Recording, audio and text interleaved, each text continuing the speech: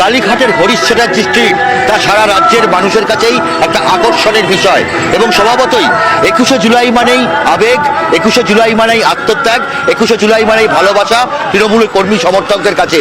ফলে অগণিত তৃণমূল কর্মী সমর্থক ভোর রাত থেকেই বলা যেতে পারে তারা এই কালীঘাটের হরিশ চ্যাটার্জি স্ট্রিটের বাড়ির সামনে একবার করে উকি মারছেন। অনেকেই নেত্রী মমতা বন্দ্যোপাধ্যায়ের বাড়ি দর্শন করতে চাইছেন, কিন্তু যা পরিস্থিতি তাতে এখানে নিরাপত্তার কঠোর নিরাপত্তা ব্যবস্থা এবং সেই কারণেই এখানে পুলিশের পক্ষ থেকে আগাম অনুমতি ছাড়া কাউকে প্রবেশ করতে দেওয়া হচ্ছে না। কিছুক্ষণ আগেই এখানে কলকাতার পুলিশ কমিশনার বিনীত গোয়েল এসেছিলেন।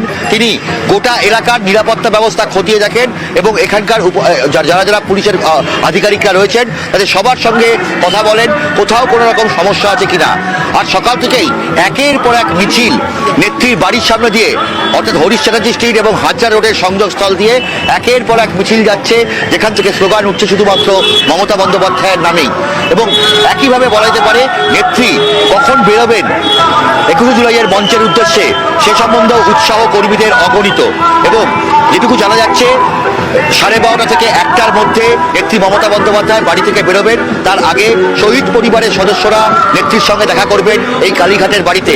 একই সঙ্গে আজকে আসার কথা অখিলেশ যাদব, উত্তরপ্রদেশের সমাজবাদী পার্টি নেতা অখিলেশ যাদব, তারও আসার কথা। ফলে সব মিলিয়ে প্রস্তুতি চূড়ান্ত।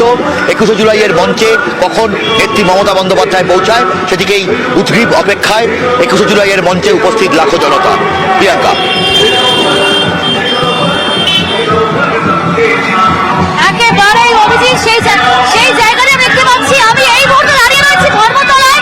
আবারও ঝমঝমিয়ে বৃষ্টি শুরু হয়েছে, কিন্তু যেমনটা বলছিলাম দেখুন এখনো পর্যন্ত কর্মী সমর্থকেরা অনেকের মাথাতেই কিন্তু ছাতা নেই, কোনো বাধাকে তারা রাখছেন না সঙ্গে, সমস্ত বাধা উপেক্ষা করছে। ঝড় হোক, বৃষ্টি হোক, রোদ হোক, সমস্ত কিছুকে উপেক্ষা করে কর্মী সমর্থকেরা কিন্তু এই খোলা আকাশের নিচে দাঁড়িয়ে রয়েছেন।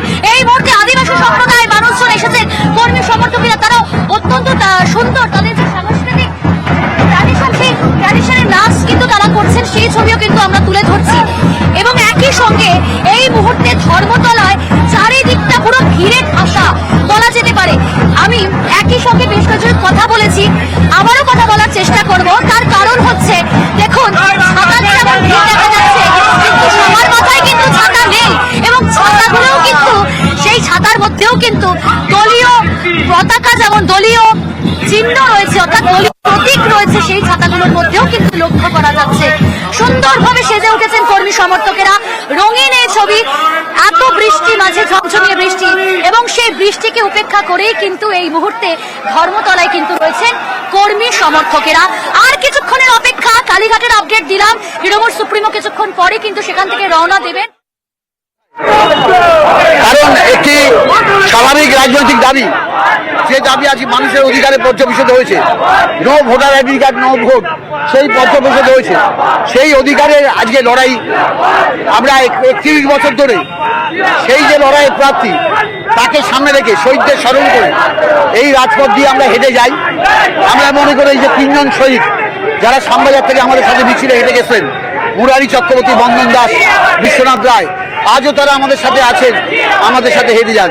পাশাপাশি গত 31 বছর ধরে যতদিন আমরা ক্ষমতায় আসেনি ততদিন মমতা ব্যানার্জি এখান থেকে সংগ্রামের বার্তা দিতেন, সংগঠনকে শক্তিশালী করার বার্তা দিতেন।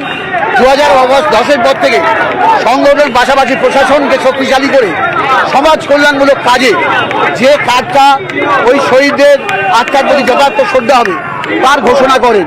আমরা অধীর আগ্রহে সেই বার্তার জন্য অপেক্ষা করছি। একেবারে আমি এই মুহূর্তে অতীন ঘোষের বক্তব্য শোনালাম। দেখুন কি সুন্দর নাচ এই মুহূর্তে, যেমনটা বলছিলাম সেই ছবিটা কতটা রঙিন ছবি। বাঁকুড়া থেকে এসেছেন এবং এই সমস্ত কর্মী সমর্থকেরা প্রতি বছর আসে।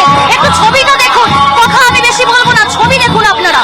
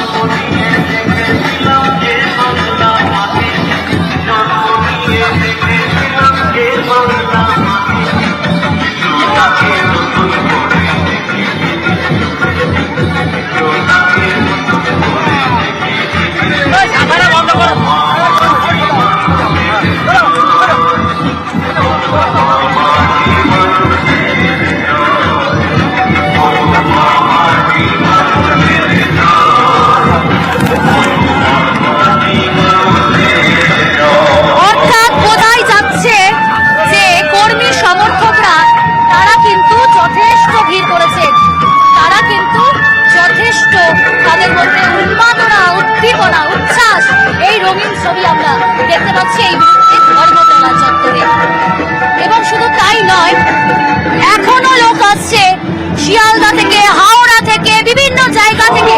যেমনটা বলছিলাম, শুধুমাত্র সড়ক পথে নয়, রেল পথেও কিন্তু কর্মী সমর্থকেরা এখনো আসছে। অর্থাৎ আর হয়তো কিছুক্ষণের অপেক্ষা, হয়তো তারা ধর্মতলায় এসে পৌঁছতে পারবেন না, কিংবা পৌঁছলেও হয়তো অনেক দূর থেকেই তৃণমূল নেত্রীর বক্তব্য শুনতে হবে, বার্তা শুনতে হবে। কিন্তু ওই যে বললাম, 21শে জুলাই মানে আবেগ, 21শে জুলাই মানে ভালোবাসা, 21শে জুলাই শহীদ স্মরণে তৃণমূলের কর্মী সমর্থকেরা প্রতি বছর এই ধর্মতলায় কিন্তু